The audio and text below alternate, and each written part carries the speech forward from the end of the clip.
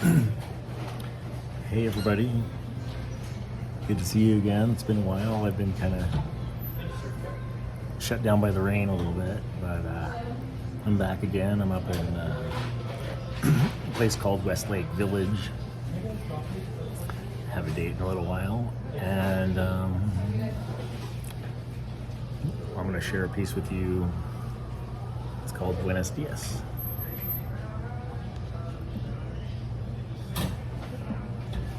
Today feels like a nothing day. Like there's nothing really exciting going on. Sadly, the Ukrainian was working the register and Manba and made a cremaless Americano. I think I gotta ask for it. On the flip side, we had a great conversation about yoga. Yoga's amazing, I told him as he rang me up.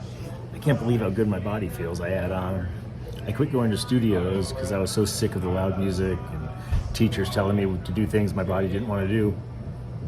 And my home practice was sweet for meditation, but I never felt this good. The Ukrainian says, it's like a team, you do things you never thought you could, you push when you don't want to. You're all in it together.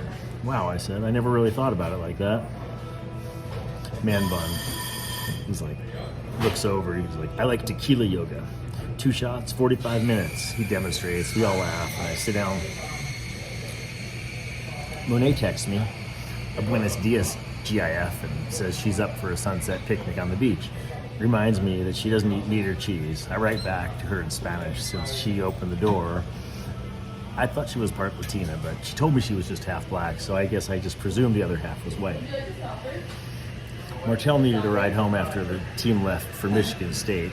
He was eating with the other redshirt who got left behind for this one. He was definitely upset. And to top it off, the dietitian didn't bother to prepare meals for them.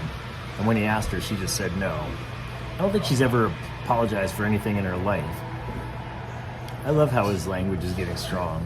He's getting sick of her disrespect and inconsideration.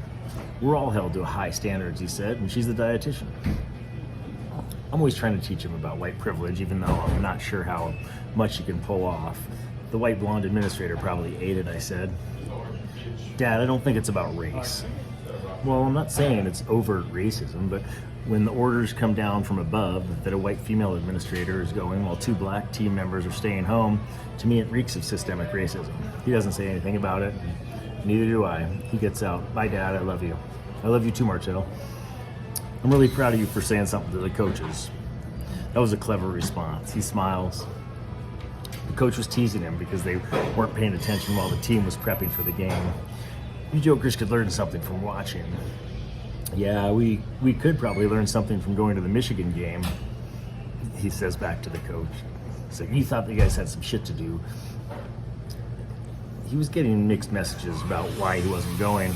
At first he was told that it was because the administrator wanted to go, and then someone told the coach that it was because he had to take a test. It fired me up. But I know it's not my battle to fight, and it saddens me, as it always does, when money and politics negatively impact vision and craft.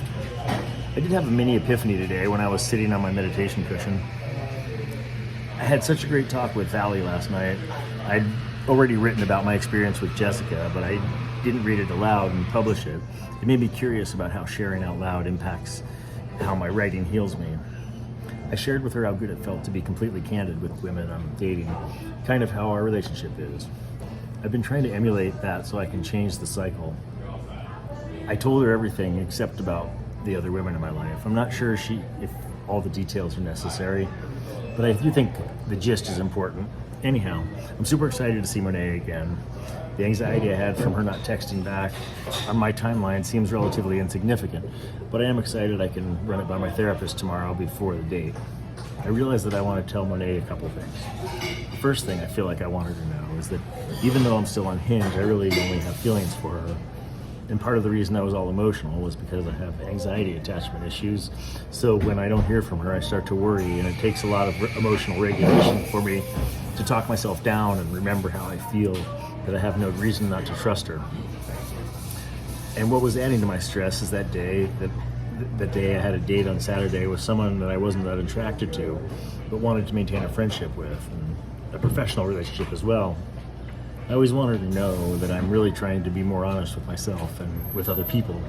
I want her to know how overwhelmed I get when I feel so much hope for us to develop into something special in the long term, and then can simultaneously know that we don't really know each other well enough at all to make any sort of commitments in that way. And I've been working with my therapist to make sure that I don't get too close too quick, and most importantly, I want to be honest with her and not trying to tell her things just because I think she wants her to hear them. If I'm really honest with myself, I'm not 100% I'll even stay in LA. I love it here, though, and I recognize that over the next few months, after I get my son through this potential surgery situation, I might feel differently. I also have considered spending a few months in Alaska with my dad, as every summer could be the last for him up there. I've dreamed of going to Italy or Spain, and I'm just adjusting to this season of transition since my baby left the house, and I really want to honor this period of celebration and freedom as I embrace the next phase of my life. Part of me loves imagining settling in with you and your son and maybe having one more with you, but it scares me how easily I start to fall in love and dream like this. Like I really think something is off, and it takes so much work for me to maintain a balanced perspective. I also want her to know that this film project is a healing journey in a way, and I hope it ends with a lovely, hope, and healthy relationship. And I'm scared because it's hard for me to believe that that's possible. The irony of all this is that my honesty and transparency is erupting all over my life. I spilled my guts to Aaliyah back in Portland. I just checked my message app and realized that she'd read it 7 minutes ago. Aaliyah, as much as I tell myself I need to let go of my hope for being with you, I don't know if I can. I don't know if I can stop having feelings for you. Every time I think of you, my heart softens. Something warms in my chest. I'm getting used to it, but I think I'd rather spend more time with you to see if we have something as special as how I feel. How do you feel about me? Before you felt uncertain, are you curious enough to want to try? Or do you feel like you know? I'd rather know one way or the other. I'll be coming home soon. Maybe you'd like to drive out the gorge with me on Sunday the 16th, or would you like to come down here and visit one weekend, or meet me in Vegas for your birthday? Hope you're sleeping well. We're about to be. Good night, Jay. It felt so good to write her, even though I wish I would have sent her a voice memo. I think I will. And that is what I did, and it felt delicious to speak it out loud in addition to writing it. So, well, I hope you enjoyed that little gem, and I love you guys and look forward to seeing you soon. Bye.